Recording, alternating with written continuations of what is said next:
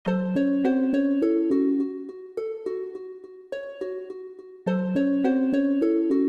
Razif, kau tak jalankan tugas kau ya? Kenapa kau Ella? Bagilah salam kot ya pun. Apa? Tugas apa? Tadi kan si Echa balik kelas awal. Pasal kau tak ambil nama dia pun? Lah, bila masa pula dia balik awal? Masa kelas agama ke kat surau tadi ke? Yelah, senang-senang dia Echa tu balik. Nanti kalau ada barang kat kelas hilang, kau kena tanggung. Kau yang salah pasal tak maklumkan aku masa Echah keluar. Kau kan ada dalam surau tu. Pasal apa aku pula yang salah? Aku tertidur tadi. Boring ustazah ajar pasal nikah kahwin.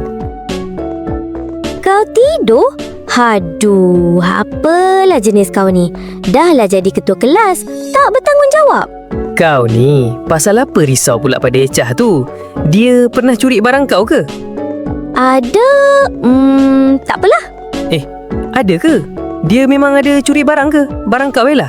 Tak adalah barang. Tapi, sudahlah, tak ada apa-apa pun. Kalau ada, cakap kat aku. Nanti aku reportkan kat Cikgu Karim Kang. Tak adalah. Tapi kau hantarlah namanya kat Cikgu Karim. Dia kan punting kelas agama. Echah ambil apa? Atau kau ambil barang dia? Ella? Sudahlah kau Zif. Kau tak tahu Echah tu. Mesti kau gaduh ni dengan Echah, kan? Kan, Ella? Dia baik dengan Mizi. Bukan dia tak tahu aku suka kat Mizi tu. Oh, okey. Echah curi cinta hati kau ke? Oi, janganlah bising. Apalah kau ni Zif? Dah lah tu Ella, aku tak nak bersekongkol dengan pencuri hati kau tu. Dah lah, baik aku cakap dengan dinding je. Stres aku dengan kau ni. Lah, kes jealous rupanya kau Ella. Ingat kan nak benteras kes ponting kelas? Ingat ya kau Zif, esok kau tak boleh beli nasi lemak kat gerai mak aku. Alah, jealous pun takkan sampai nak tutup bisnes. Ni, nasi lemak beli kat mak aku kan? Bak sini balik. Biar kau mati ke buluh.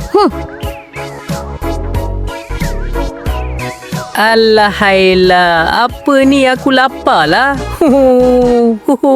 Ella, nasi lemak aku.